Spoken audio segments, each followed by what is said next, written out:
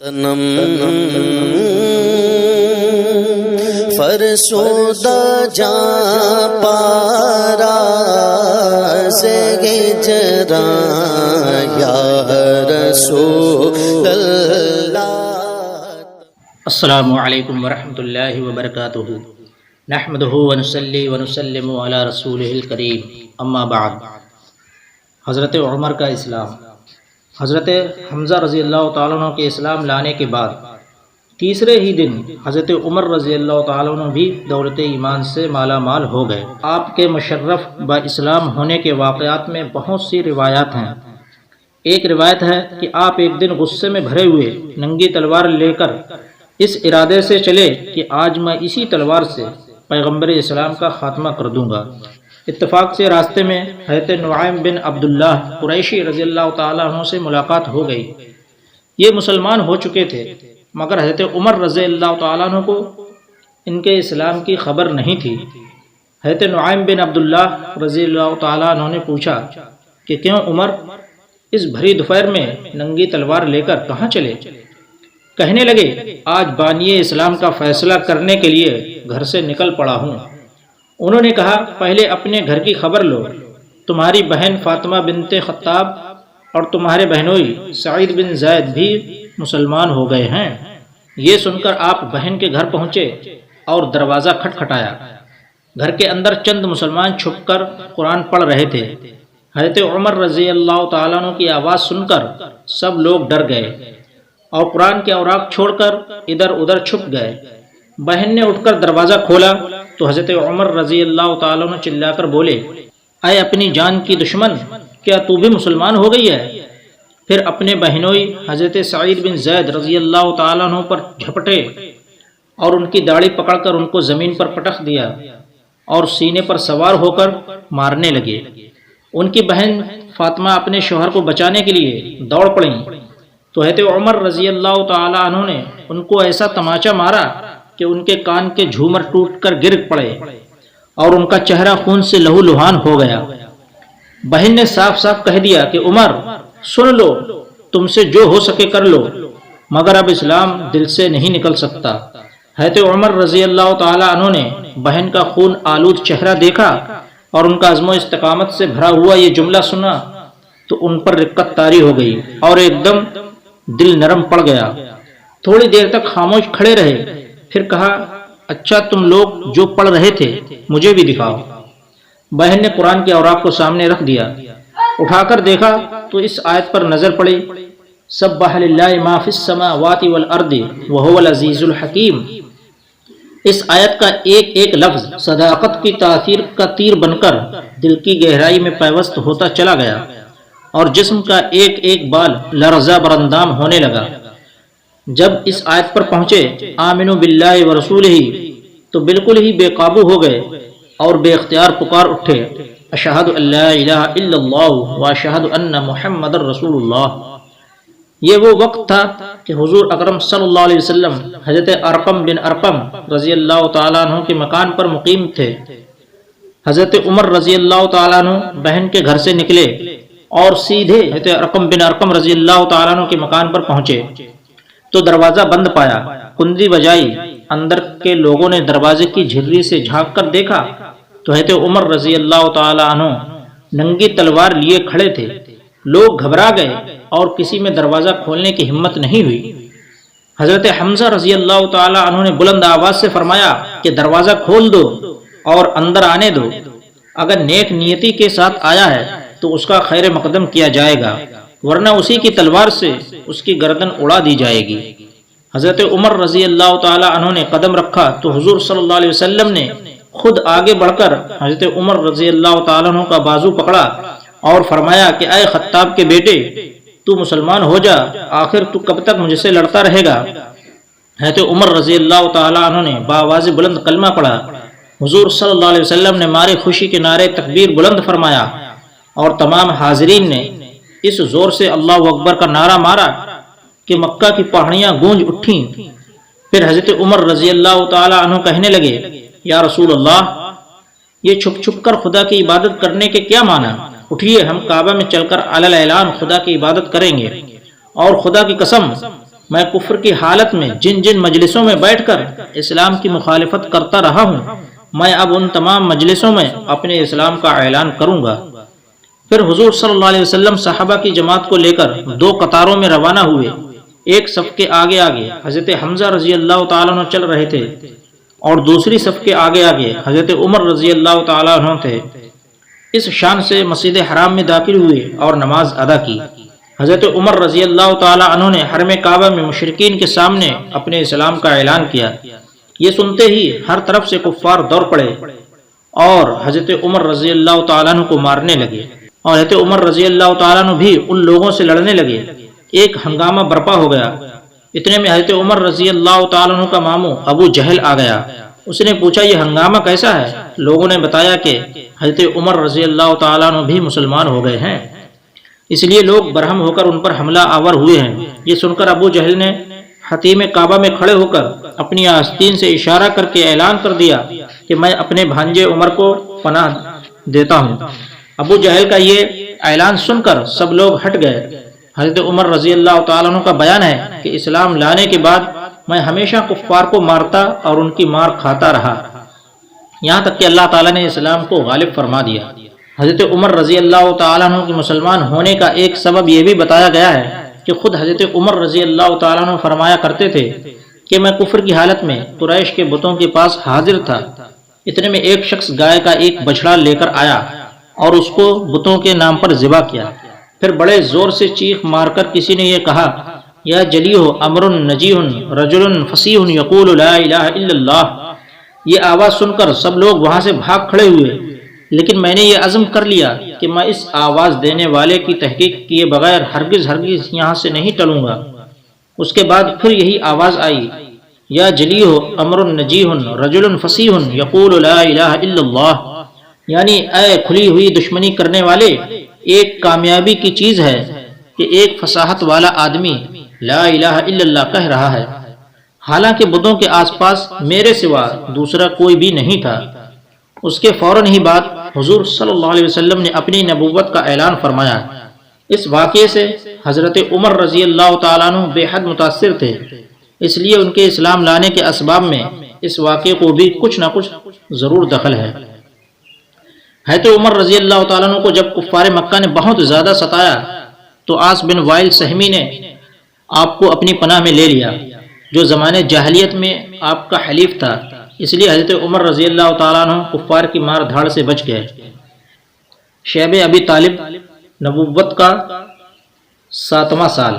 اعلان نبوت کے 7ویں سال کفار مکہ نے جب دیکھا کہ روز بروز مسلمانوں کی تعداد بڑھتی جا رہی ہے اور حضرت حمزہ رضی اللہ تعالیٰ عنہ، حضرت عمر رضی اللہ تعالیٰ عنہ جیسے بہادران قریش بھی دامن اسلام میں آ گئے، تو غیظ و غضب میں یہ لوگ آپے سے باہر ہو گئے اور تمام سرداران قریش اور مکہ کے دوسرے کفار نے یہ اسکیم بنائی کہ حضور صلی اللہ علیہ وسلم اور آپ کے خاندان کا مکمل بائیکاٹ کر دیا جائے اور ان لوگوں کو کسی تنگ و تاریک جگہ میں محصور کر کے ان کا دانا پانی بند کر دیا جائے تاکہ یہ لوگ مکمل طور پر تباہ و برباد ہو جائیں۔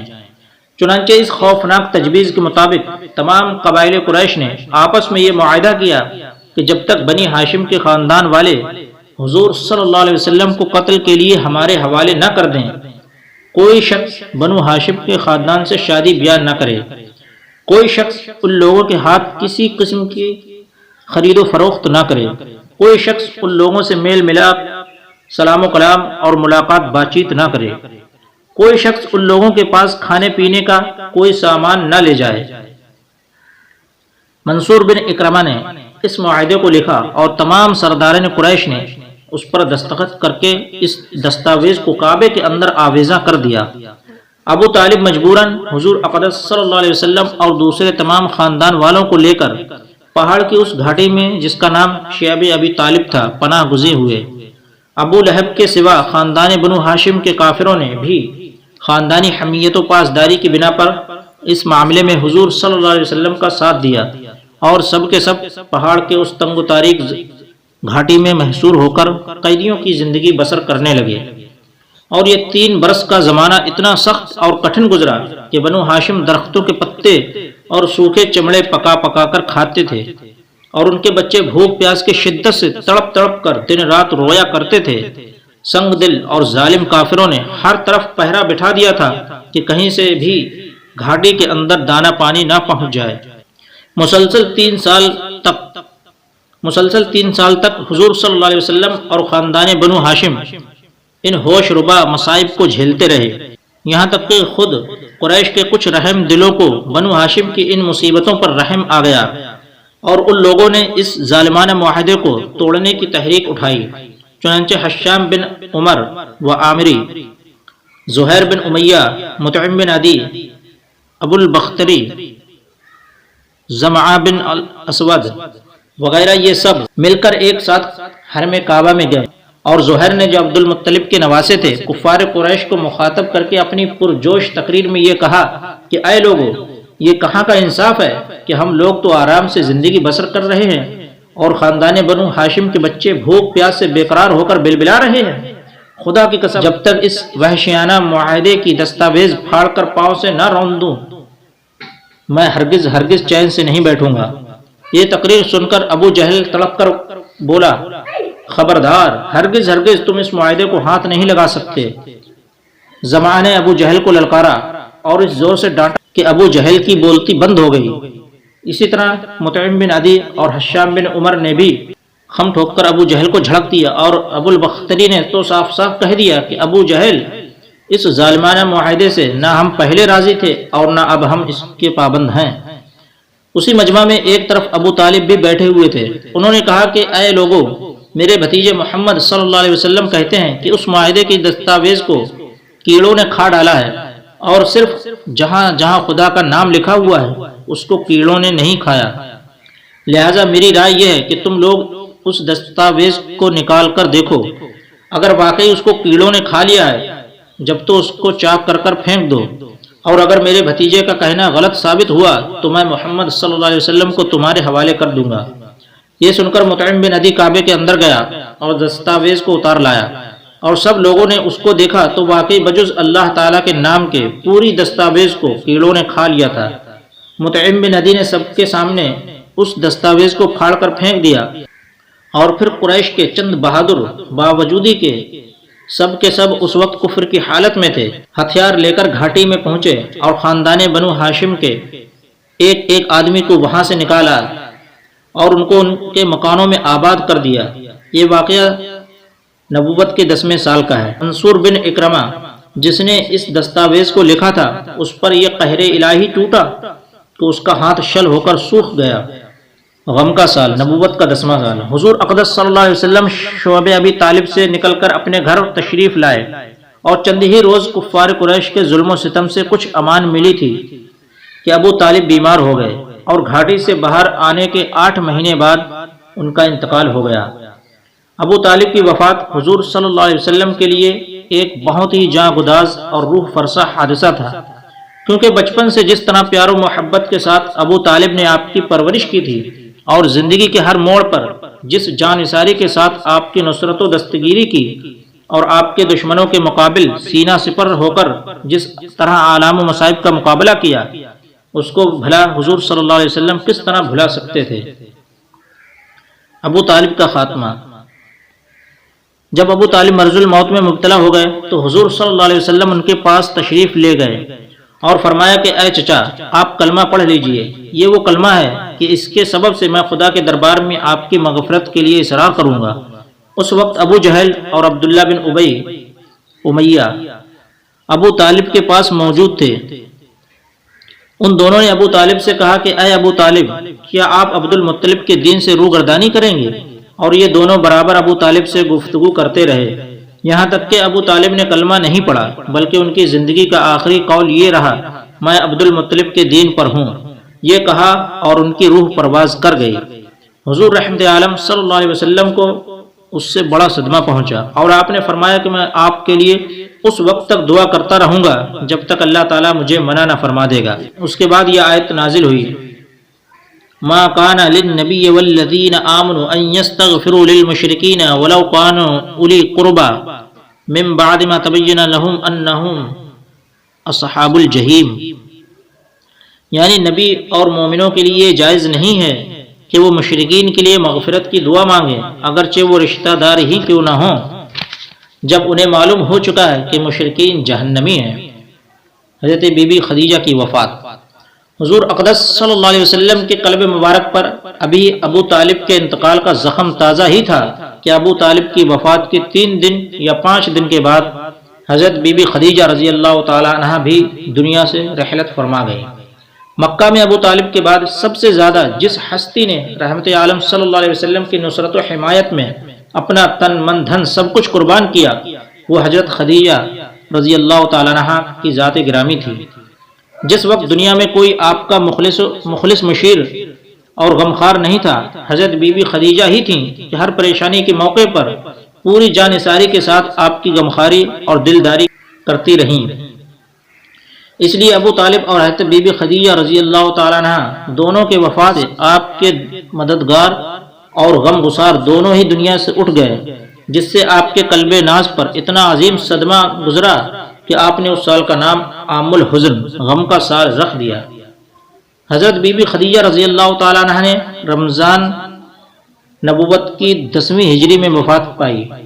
بوقت وفات 65 برس کی عمر تھی۔ مقام حجون قبرستان جنت البقیع میں مدفون ہوئی۔ حضور رحمت عالم صلی اللہ علیہ وسلم خود بنفس نفیس ان کی قبر میں اترے اور اپنے مقدس ہاتھوں سے ان کی لاش مبارک کو زمین کے سپرد فرمایا۔ طائف وغیرہ کا سفر۔ مکہ والوں کے عناد اور سرکشی کو دیکھتے ہوئے جب حضور رحمت عالم صلی اللہ علیہ وسلم کو ان لوگوں کے ایمان لانے سے مایوسی نظر آئی تو آپ نے تبلیغ اسلام کے لیے مکہ کے قرب و جوار کی بستیوں کا رخ کیا۔ چنانچہ اس سلسلے میں آپ نے طائف کا بھی سفر فرمایا۔ اس سفر میں حضور صلی اللہ علیہ وسلم کے غلام حضرت زید بن حارثہ رضی اللہ تعالیٰ عنہ بھی آپ کے ہمراہ تھے۔ طائف میں بڑے بڑے امراء اور مالدار لوگ رہتے تھے۔ ان رئیسوں میں عمیر کا خاندان تمام قبائل کا سردار شمار کیا جاتا تھا۔ یہ لوگ 3 بھائی تھے، عبد یالیل، مسعود، حبیب۔ حضور صلی اللہ علیہ وسلم ان تینوں کے پاس تشریف لے گئے اور اسلام کی دعوت دی۔ ان تینوں نے اسلام قبول نہیں کیا بلکہ انتہائی بےہودہ اور گستاخانہ جواب دیے، اور ان بدنصیبوں نے اسی پر بس نہیں کیا بلکہ طائف کے شریر گنڈوں کو ابھار دیا کہ یہ لوگ حضور صلی اللہ علیہ وسلم کے ساتھ برا سلوک کریں۔ چنانچہ لچو لفنگوں کا یہ شریر گروہ ہر طرف سے آپ پر ٹوٹ پڑا اور یہ شرارتوں کے مجسمے آپ پر پتھر برسانے لگے، یہاں تک کہ آپ کے مقدس پاؤں زخموں سے لہو لہان ہو گئے اور آپ کے موزے اور نالین مبارک خون سے بھر گئے۔ جب آپ زخموں سے بے تاب ہو کر بیٹھ جاتے تو یہ ظالم انتہائی بے دردی کے ساتھ آپ کا بازو پکڑ کر اٹھاتے، اور جب آپ چلنے لگتے تو پھر آپ پر پتھر کی بارش کرتے اور ساتھ ساتھ طعنہ زنی کرتے، گالیاں دیتے، تالیاں بجاتے، ہنسی اڑاتے۔ حضرت زید بن حارثہ رضی اللہ تعالیٰ عنہ دوڑ دوڑ کر حضور صلی اللہ علیہ وسلم پر آنے والے پتھروں کو اپنے بدن پر لیتے تھے اور حضور صلی اللہ علیہ وسلم کو بچاتے تھے، یہاں تک کہ وہ بھی خون میں نہا گئے اور زخموں سے نڈال ہو کر بے قابو ہو گئے، یہاں تک کہ آخر آپ نے انگور کے ایک باغ میں پناہ لی۔ یہ باغ مکہ کے ایک مشہور کافر عتبہ بن ربیعہ کا تھا۔ حضور صلی اللہ علیہ وسلم کے یہ حال دیکھ کر عتبہ بن ربیعہ اور اس کے بھائی شیبہ بن ربیعہ کو آپ پر رحم آ گیا، اور کافر ہونے کے باوجود خاندانی حمیت نے جوش مارا۔ چنانچہ ان دونوں کافروں نے حضور صلی اللہ علیہ وسلم کو اپنے باغ میں ٹھہرایا اور اپنے نصرانی غلام عداس کے ہاتھ سے آپ کی خدمت میں انگور کا ایک خوشہ بھیجا۔ حضور صلی اللہ علیہ وسلم نے بسم اللہ پڑھ کر خوشہ کو ہاتھ لگایا تو عداس تعجب سے کہنے لگا کہ اس اطراف کے لوگ تو یہ کلمہ نہیں بولا کرتے۔ حضور صلی اللہ علیہ وسلم نے اس سے دریافت فرمایا تمہارا وطن کہاں ہے؟ عداس نے کہا میں شہر نینوا کا رہنے والا ہوں۔ آپ نے فرمایا کہ وہ حضرت یونس علیہ السلام کا شہر ہے، وہ بھی میری طرح خدا کے پیغمبر تھے۔ یہ سن کر عداس آپ کے ہاتھ پاؤں چومنے لگا اور فوراً ہی آپ کا کلمہ پڑھ کر مسلمان ہو گیا۔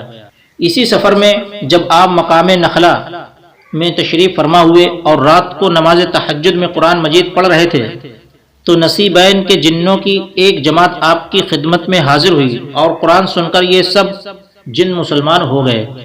پھر ان جنوں نے لوٹ کر اپنی قوم کو بتایا تو مکہ مکرمہ میں جنوں کی جماعت نے فوج در فوج آ کر اسلام قبول کیا۔ چنانچہ قرآن مجید میں سورہ جن کی ابتدائی آیتوں میں خداوند عالم نے اس واقعے کا تذکرہ فرمایا ہے۔ مقام نخلا میں حضور صلی اللہ علیہ وسلم نے چند دنوں قیام فرمایا، پھر آپ مقام حرا میں تشریف لائے اور قریش کے ایک ممتاز سردار مطعم بن عدی کے پاس یہ پیغام بھیجا کہ کیا تم مجھے اپنی پناہ میں لے سکتے ہو؟ عرب کا دستور تھا کہ جب کوئی شخص ان سے حمیت اور پناہ طلب کرتا تو وہ اگرچہ کتنا ہی بڑا دشمن کیوں نہ ہو، وہ پناہ دینے سے انکار نہیں کر سکتے تھے۔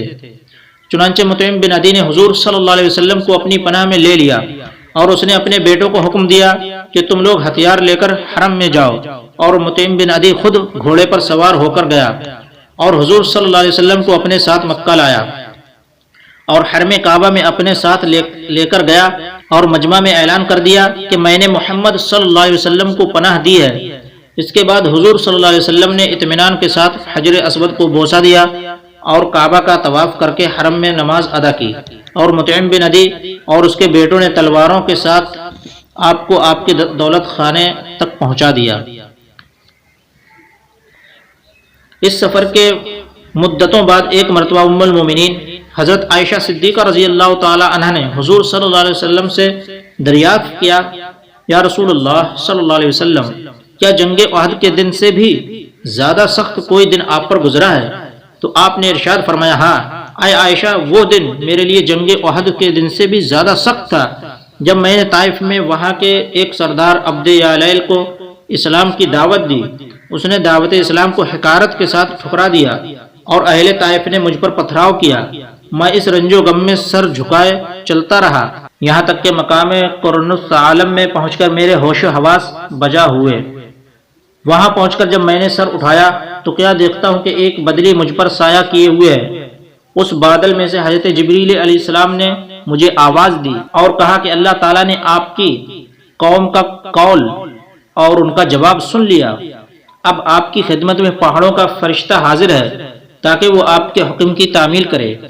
حضور صلی اللہ علیہ وسلم کا بیان ہے کہ پہاڑوں کا فرشتہ مجھے سلام کر کے عرض کرنے لگا، اے محمد صلی اللہ علیہ وسلم، اللہ تعالیٰ نے آپ کی قوم کا قول اور انہوں نے آپ کو جو جواب دیا ہے وہ سب کچھ سن لیا ہے اور مجھ کو آپ کی خدمت میں بھیجا ہے تاکہ آپ مجھے جو چاہیں حکم دیں اور میں آپ کا حکم بجا لاؤں۔